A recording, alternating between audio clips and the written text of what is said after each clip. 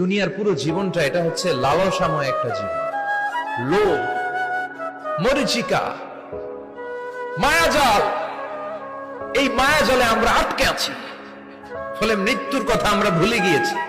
পাগলের মতো ছুটছি, আরো টাকা লাগবে, আরো খ্যাতি লাগবে, আরো যশ লাগবে, আরো দাপট লাগবে। আমার এত টাকা দিয়ে কি হবে? এত সম্পদ দিয়ে কি হবে? এত ব্যস্ততা দিয়ে কি হবে তোমার? স্টপ, থামুন, অনেক হয়েছে। আম্মা থামুন, take a rest, take a breath and think about death. Think that you have to go back to your Lord. একটু বসেন না, একটু ভাবেন যে আমাকে চলে যেতে হবে, চলে যেতে হবে। এই কোলাহল, এই ব্যস্ততা, এগুলো থাকবে, থাকবো না আমি। সাইয়েদনা ওমর ফারুক বলেছেন, মুতু ক্বাবলা আন তামুতু, মরার আগে একবার মরো। হাসিবু ক্বাবলা আন তুহাসাবু আলাইকুম, তোমার হিসাব নেওয়ার আগে তুমি একবার নিজের হিসাবটা করো না।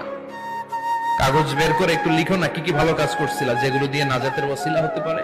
1 2 3, আর কি কি আকাম কুকাম করছো দেখো না, লিখে দেখো তোমার অবস্থাটা কি। মরার আগে একবার মরো। মরার আগে খাটের মধ্যে শুয়ে শটান করে চোখ বন্ধ করে একবার মরার ভান করে দেখেন কেমন লাগে। চোখটা বন্ধ করেন আর ভাবেন আপনি নাই, কি কি হতে পারে ভাবেন।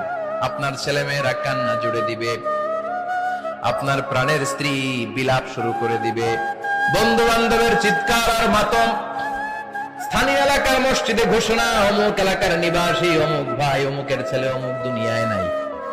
সব আত্মীয়রা চলে আসবে, ফেসবুকে স্ট্যাটাস দেয়া হবে, সবাই